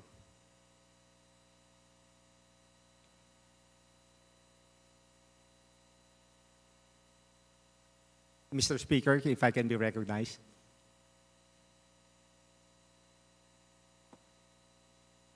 Honorable Franz Pumare is recognized. Yes, thank you, Mr. Continue. Speaker. With the query of the Honorable Ace Barber, my colleague here, with regards to who will pay the fine, it's stated in our measure, in our ordinance, it should be the registered owner. Probably a simple analogy there, Mr. Speaker. If you rent a car, you were the one who registered to borrow that particular car, and you let somebody use that particular vehicle, and let's say it was damaged, you have to tell the one who borrowed the vehicle that it was damaged because of that particular incident. So maybe, Mr. Speaker, the one who should shoulder it, if it's the registered owner, then he let somebody borrow this car. He should call the attention of the one who borrowed the car. So does that mean, Mr. Speaker, distinguished colleague, that drivers must be 100% honest and must declare that they are not the ones driving or otherwise? Well, is that correct? Is that a correct assumption, Mr. Speaker, distinguished colleague? Mr. Speaker, if I may again. Well, anyway, like what I mentioned, the penalty should be shouldered by the registered owner. Okay. Now, it falls upon the responsibility of the registered owner if he didn't use that particular car and more or less he has an idea who used that particular car in that particular day and date. Kasi, Mr. Speaker, once you receive that particular summons, there's an attachment of picture. In Quezon City again, I'm only talking about Quezon City, there's a grievance committee. So you can present that particular picture if you want to contest that particular penalty. Well, I'm glad that there is an avenue where they can contest Yes. the apprehension. And Mr. Speaker, again, if I may add to that, in Quezon City, we don't really penalize right away without hearing the side of that particular, the particular registered owner. Well, I don't want to go into Yes. details, Mr. Speaker, distinguished colleague, but again, questions that are hounding this policy are actually, to me, and I'm sure to most of our colleagues, are quite logical questions. For instance, the vehicle being used by the Chief Justice of the Supreme Court suddenly violated a lane or went through a red light. Who is now made to pay the fine for that violation? Is the Quezon City government willing to issue a citation against the Chief Justice of the Supreme Court for violating such, or at least the office of the Supreme Court Chief Justice? So these are questions that I think must be very clear in this policy. Kasi parang mahirap yata yun. Assuming the driver of our speaker violates a lane in EDSA or violates a traffic rule, will the Quezon City government issue a citation to the office of the speaker? Mr. Speaker, yes, syempre as a due courtesy, just like what you mentioned, Chief Justice, Speaker of the House, Senate President, we will still give the citation, but as a due courtesy, it's more of a warning on that particular angle. I guess naman siguro, Mr. Speaker, if the Chief Justice of even the Speaker of the House will receive a citation, he will call the attention of the one driving the vehicle. Kagaya ng sinasabi namin, in Quezon City, hindi naman kagad we judge them. We give a chance for the registered owner to air their side. Kasi one particular issue, Mr. Speaker, halimbawa, you violated that particular stoplight. When you receive that particular citation already in that picture, you can go to the office and state your reason. Maybe you're in a rush, emergency, papuntang hospital. I think you won't be penalized with that. Well, that's good to know, Mr. Speaker, distinguished colleague, that courtesy will be extended. But as far as I recall and remember, Mr. Speaker, distinguished colleague, courtesy after a violation has been committed. So, kung may violation, parang medyo hindi yata clear, distinguished colleague, Mr. Speaker, that you will extend a courtesy to the office of the Speaker, for instance, for his driver violating a traffic rule. So, I think ito yung question na dapat maging klaro. I heard some stories, although I haven't seen a report on this, that there are drivers who are made to pay a fine of 70,000, 80,000 pesos for violations that apparently they committed. No? And yung isa naman ay driver nung isang judge. At after the MMDA found out that it was a government vehicle, he just allowed him to leave the area without being penalized. So I guess this has to be really clear and threshed out as far as the policy is concerned. Again, I am glad that Quezon City has passed this kind of or has approved this kind of policy, because this is one way of teaching discipline to our drivers. Siguro dapat pagtibayin at siguro dapat paigtingin at bigyan ng klaro na pulisiya talaga itong pagpapatupad nitong NCAP na ito. I hope the distinguished colleague from Quezon City, who I think is the author, Yes. we should congratulate the good gentleman from Quezon City for sponsoring this measure in the City Council, because this is really a laudable policy, Mr. Speaker. But again, maybe to avoid questions that will be asked by our riding public on this particular policy, we should really attempt to clarify and answer to the satisfaction of the public these questions. Mr. Speaker, yes, thank you very much. With regards to the courtesy that I mentioned, when I say courtesy, we will hear their side. At least, syempre, if the Speaker of the House or maybe the Chief Justice, that's why they beat the red light, because they have an important function or meeting to attend to. And of course, when we started the public hearing with this particular measure, it was hotly debated. Sinasabi nga nila unconstitutional, not at this time, and everything. Pero always, isa lang ang sinasabi ko, this will instill discipline in our people, and matatakot ka lang siguro if you have evil minds na talagang gusto mo to break the law, to break the rules. Kasi ako, maybe I can ask the Honorable Ace Barbers. Ako, I've been driving for the longest time. Wala akong citation, wala akong violation because I follow the rules. So same thing then. If you really follow the basic rules of driving, wala tayong dapat ikatakot with this one. But the Honorable Ace Barbers is right. Now we have to really fine-tune everything, especially if we're gonna adapt it to a national level. So konting polishing na lang, Mr. Speaker. And I admire and salute my idol, my kuya, for calling the attention with this one. And actually, Mr. Speaker, bawal po yung with regards yun sa kung na-capture yung picture nung driver. Hindi po. Ang naka-capture po dito na image is just the plate number. Kasi po may violation po tayo ng privacy kung pati yung picture ng tao, the one driving makukuha po. Yes. It's just the registered owner.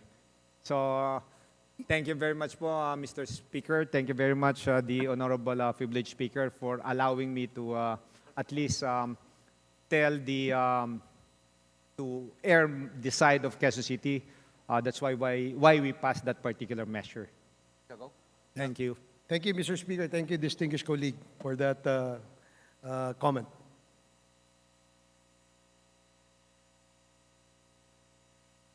Majority Leader. Mr. Speaker, I move that we refer the speech of the Honorable Robert Ace S. Barbers and the manifestation of Honorable Franz Pomaren to the Committee on Rules for its appropriate action. I so move, Mr. Speaker. There is a motion. Any objections? The chair hears none. The motion is carried. Majority Leader. Mr. Speaker, I move that we terminate the privilege hour. I so move, Mr. Speaker. There is a motion. Any objection? The chair hears none. The motion is carried. Majority Leader.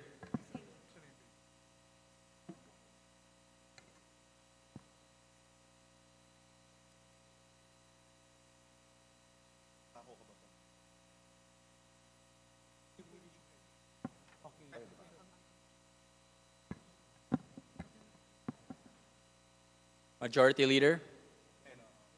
Mr. Speaker, I move that we recognize, that we acknowledge our guests, the Sangguniang Kabataan of the City of Taguig, SK President, Honorable Mary Ruth Roven Maximo,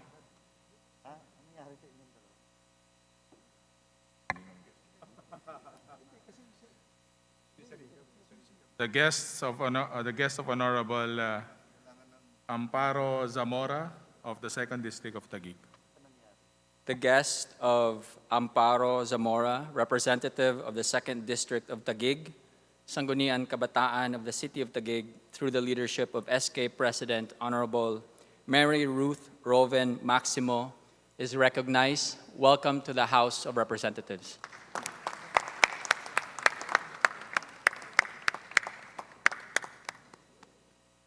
Majority Leader. Mr. Speaker, may we acknowledge the guests of Deputy Speaker Duke Frasco, or your guests, from the municipality of Sogod, Cebu, Mayor Monin Strigan, Vice Mayor Richard Strigan, and 18 barangay captains of the municipality of Sogod, Cebu. Our special guest from the province of Cebu, the Mayor of the municipality of Sugod, Mayor Munian Strigan, the Vice Mayor of the municipality of Sugod, Richard Strigan, and the 18 barangay captains. Welcome to the House of Representatives. Majority Leader. Mr. Speaker, I move that we recognize Honorable Paul Dasa. Honorable Paul I so Dasa. move, Mr. Speaker. Honorable Paul Dasa is recognized. Thank you, Mr. Speaker. In behalf of the minority members of the House, we would like to elect the following members to the Committee on Muslim Affairs, Abalos Jonathan Clement II. To the Committee on Aquaculture and Fisheries Resources, Padiernos Jose G. To the Committee on Basic Education and Culture, Padiernos Jose G. Ongchuan Harris Christopher, Bosita Bonifacio, Tan Reynolds Michael. To the Committee on Constitutional Amendments, Gutierrez Ramon Rodrigo, Tan Reynolds Michael, Paduano Joseph Stephen. To the Committee on Dangerous Drugs, Padiernos Jose G. To the Committee on Economic Affairs, Padiernos Jose G. To the Committee on Ethics and Privileges, Bosita Bonifacio L. To the Committee on Foreign Affairs, Padiernos Jose G. Committee on Good Government and Public Accountability, Gutierrez Ramon Rodrigo. To the Committee on Government Reorganization, Padiernos Jose G. To the Committee on Higher and Technical Education, Padiernos Jose G. To the Committee on Human Rights, Bosita Bonifacio. To the Committee on Information and Communications Technology, Padiernos Jose G. To the Committee on Interparliamentary Relations and Diplomacy, Tan Reynolds Michael. To the Committee on Justice, Padiernos Jose G. To the Committee on Micro, Small, and Medium Enterprises Development, Padiernos Jose G. To the Committee on National Defense and Security, Padiernos Jose G. Lee Wilbert. Committee on Public Accounts, Lee Wilbert. To the Committee on Public Information, Dagoc Sergio. To the Committee on Public Order and Security, Padiernos Jose G. Committee on Suffrage and Electoral Reforms, Gutierrez Ramon Rodrigo. Committee on Tourism, Padiernos Jose G. Committee on Transportation, Padiernos Jose G. Committee on Ways and Means, Padiernos Jose G. To the Special Committee on Basis Conversion, Tan Reynolds Michael and Lee Wilbert. To the Special Committee on Bicol Recovery and Economic Development, and CISO Nicolas VIII and Bordado Gabriel Jr. Special Committee on Creative Industry and Performing Arts, Manuel Raul Daniel and Magsino Marisa Del Mar. To the Special Committee on Eastern ASEAN Growth Area, Abalos Jonathan Clement II, and Ong Chuan Harris Christopher. To the Special Committee on Flagship Programs and Projects, Tan Reynolds Michael and Brosas Arlene. To the Committee on Food Security, Lee Wilbert and Brosas Arlene. To the Special Committee on Globalization and WTO, Brosas Arlene and Abalos Jonathan Clement II.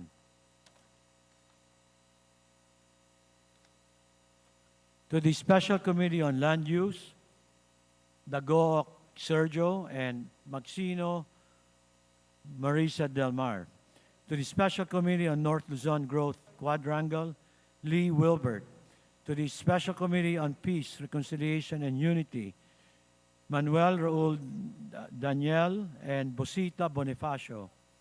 To the Special Committee on Reforestation, Esperas Philemon and Ong Chuan Harris Christopher.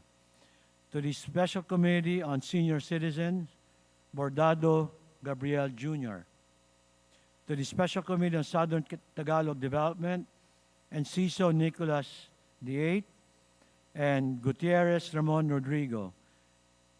And lastly, to the Special Committee on Strategic Intelligence, Paduano Joseph Stephen and Gutierrez Ramon Rodrigo. Those are the following members that the minority bloc would like to elect to the committees that I had just named, Mr. Speaker.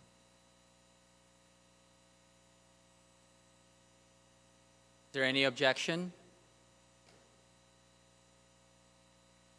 The chair hears none. Thank you, Mr. Speaker. The aforementioned members are hereby elected. Majority Leader. Mr. Speaker, I move that we suspend the session for a few minutes. Session suspended.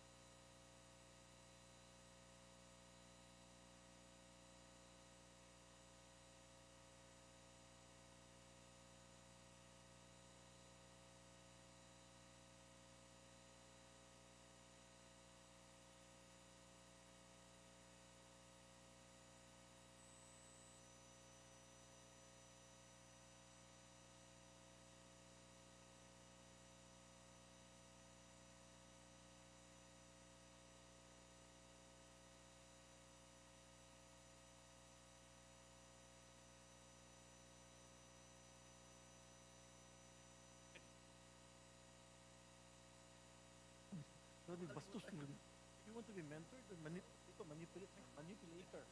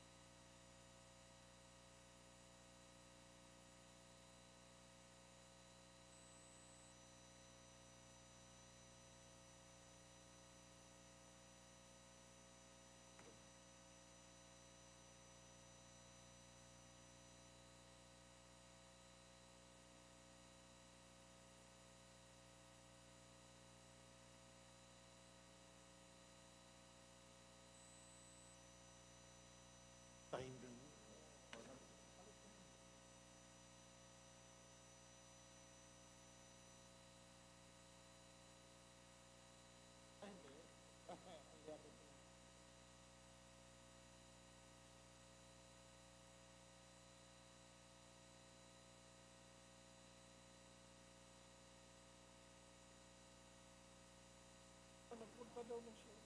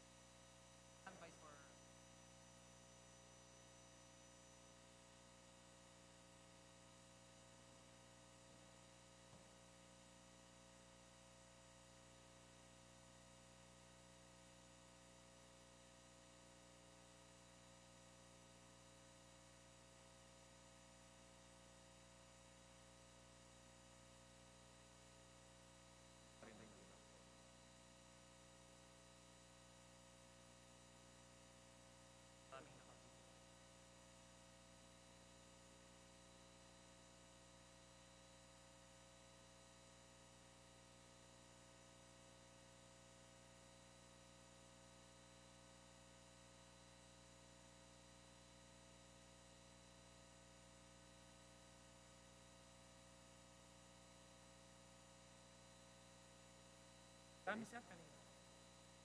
Ako lang.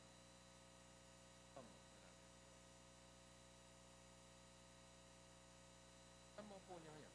Sa unahan sir. Harap na harap siya? Aling side? Yung Deputy dito o Speaker, sa sir. kabila? Yung sa kabila?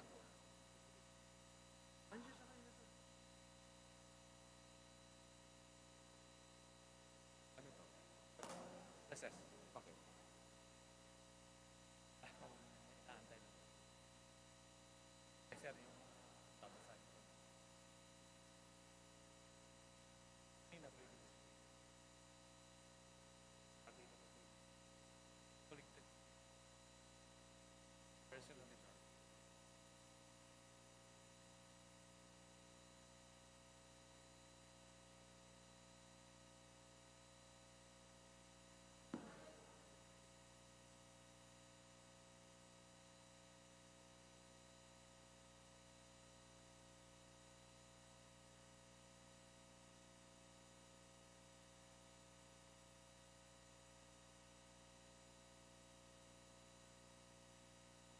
Check natin.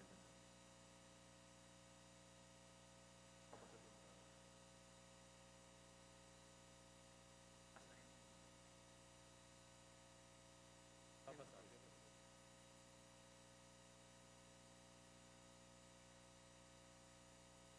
Kabarong. Tapos yung ID. Hindi, yung katabi niyang bago lang yun sir. Kaibigan dito. Kaibigan yung bandang kaliwa ni Nakabarong.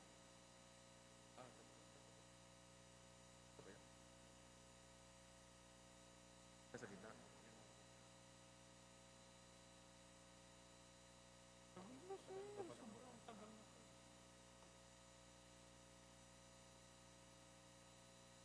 Bakit?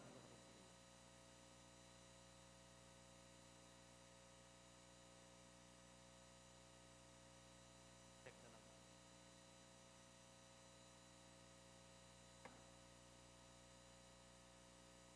Ako sa akin.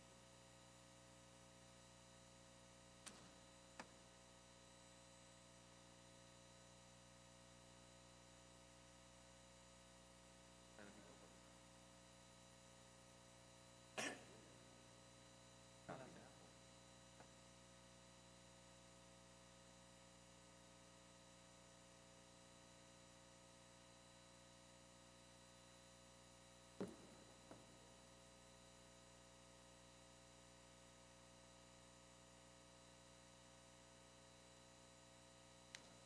Nagawa nun. Pati sir.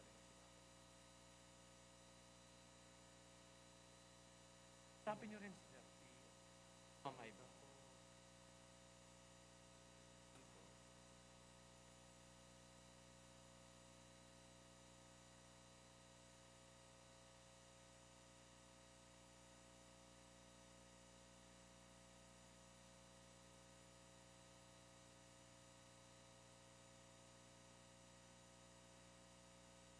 Yes sir, kahapon na rin. Sa ngayon,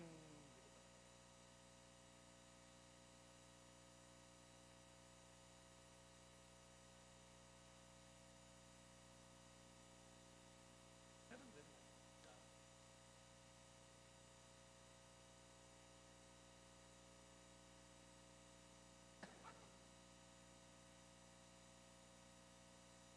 Daw.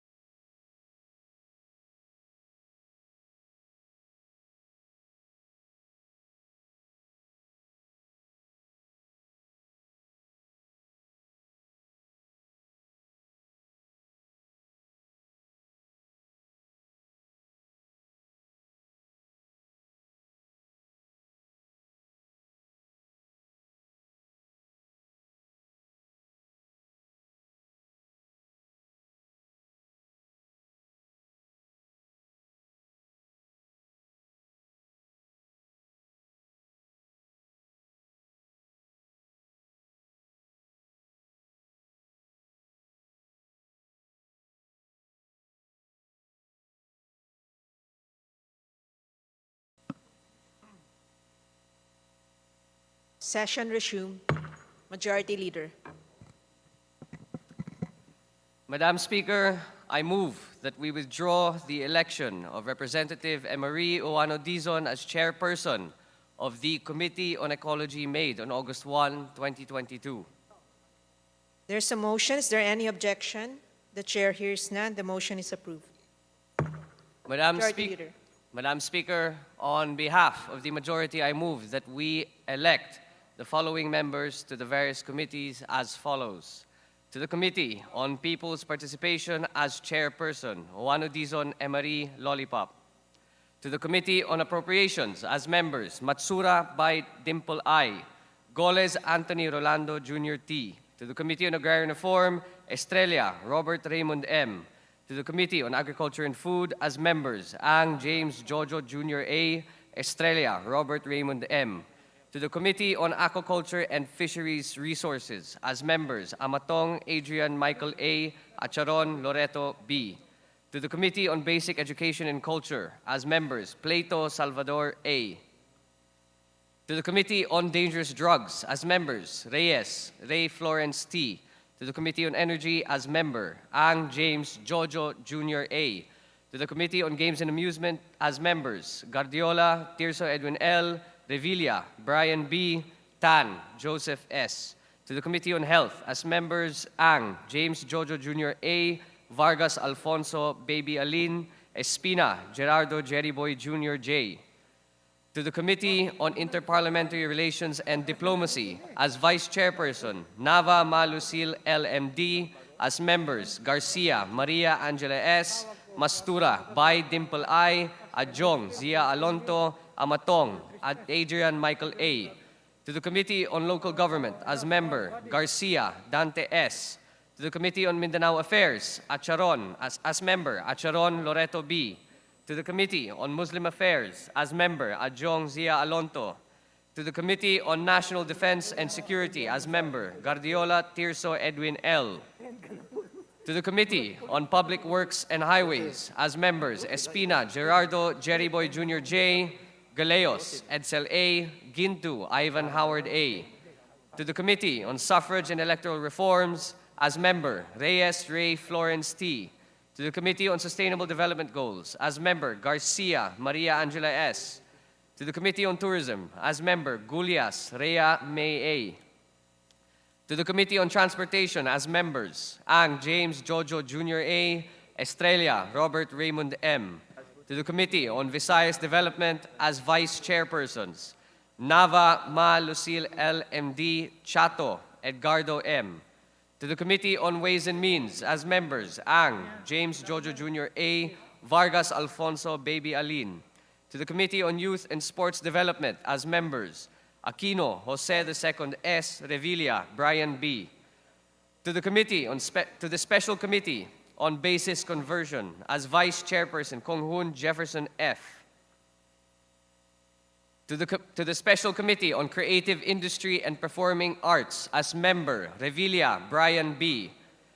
To the Special Committee on Land Use as member, Acharon Loreto B. I so move, Madam Speaker. There is a motion to elect the aforementioned members to the said committees. Is there any objection? The chair hears none. The motion is approved. Congratulations. Madam Speaker, I move to suspend session for a few minutes. Session suspended.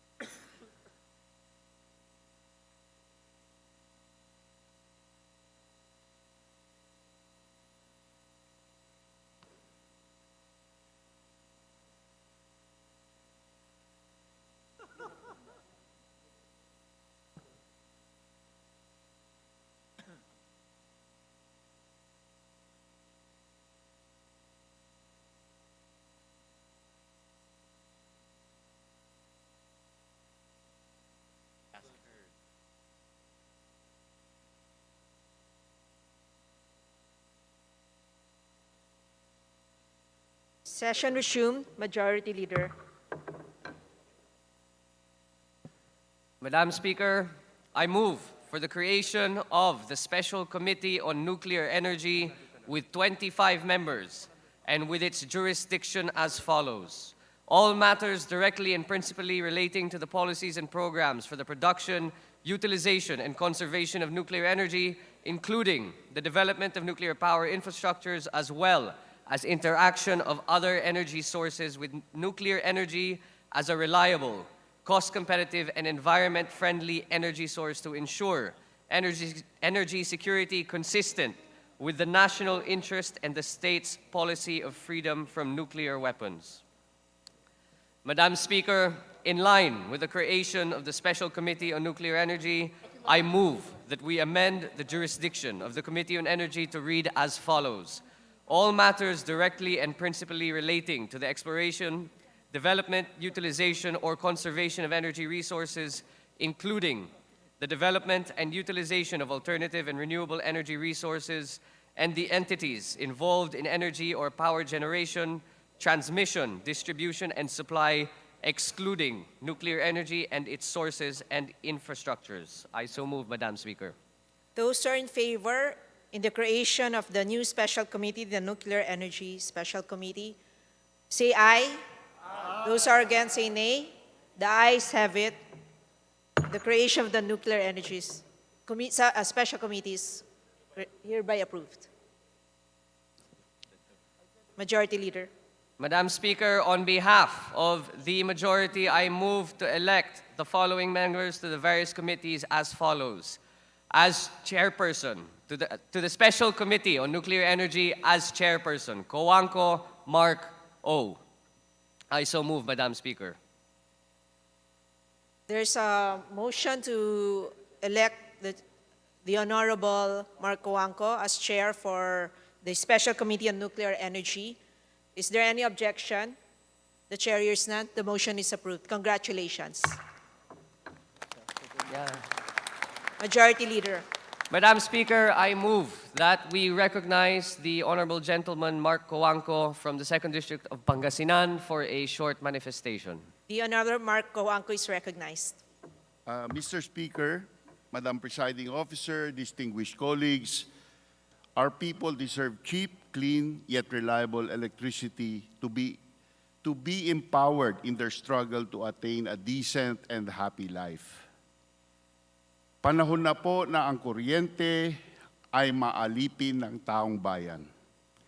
Sa halip na sila ang naaalipin ng mahal, kulang at di maasahang kuryente na madumi at mapangwasak sa ating kalikasan. Wala pong paraan sa paglikha ng ganitong klaseng kuryente na sama-sama ang lahat ng katangian na nabanggit ko. Number 1, ang pagiging mura. Number 2, ang pagiging malinis. Number 1, mura, cheap. Number 2, malinis is clean, emissions, and pollution-free. Number 3, ngunit nananatiling maaasahan, yet remains reliable. At hindi umaasa sa panahon, does not rely on the weather.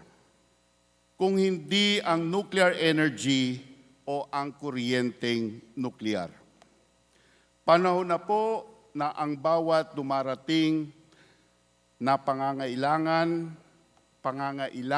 kakayahan, generating capacity, sa paglikha ng kuryente ay masagot ng lumalagong bilang ng fleet ng nuclear power plants.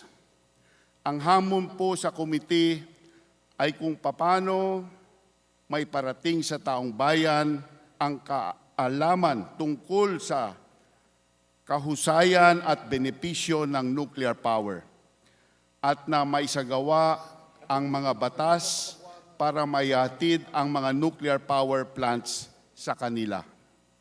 Ganon din kung papanong ang kasagutan sa mga katanungan ng ating mga kababayan. Ito ay nasa karanasan, siyensya, at 60 taon na kasaysayan ng industriyang nuklear.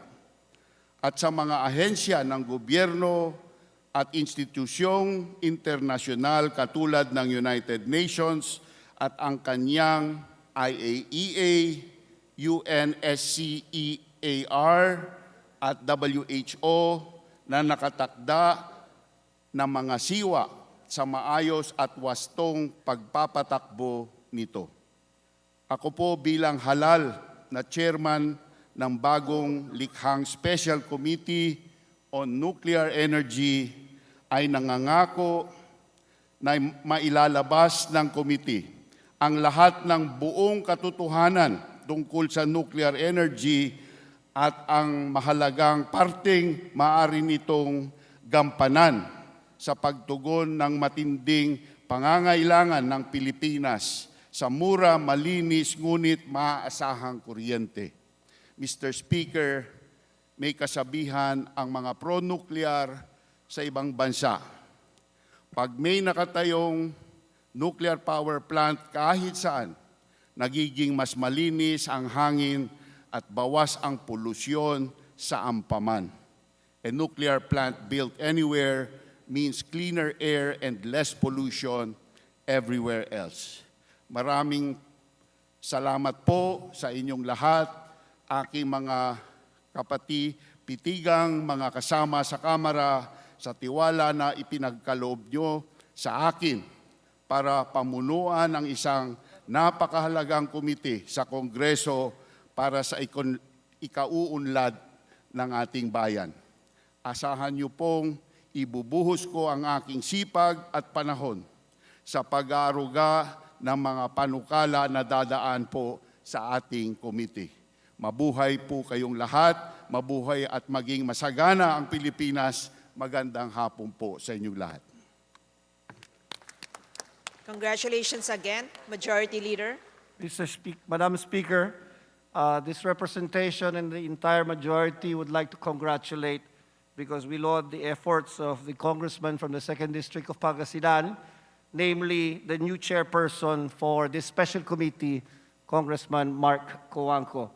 And equally, Madam Chair, I would like now, being there no business at hand for today's session, that I move that we adjourn the session until tomorrow, August 10, Wednesday at 2 p.m., Madam Speaker. Session is adjourned until tomorrow at 2 p.m.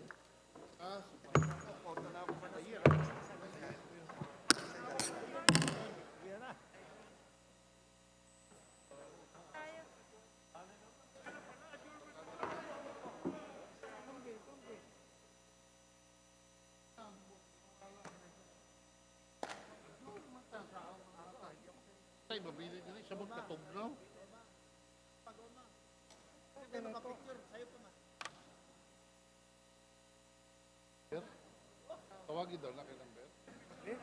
Oo. Ayun ko nga ito dala South Lounge. Ay, teka.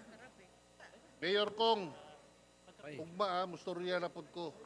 Yari, oh. Damit na pod sa local. Ito yung rules.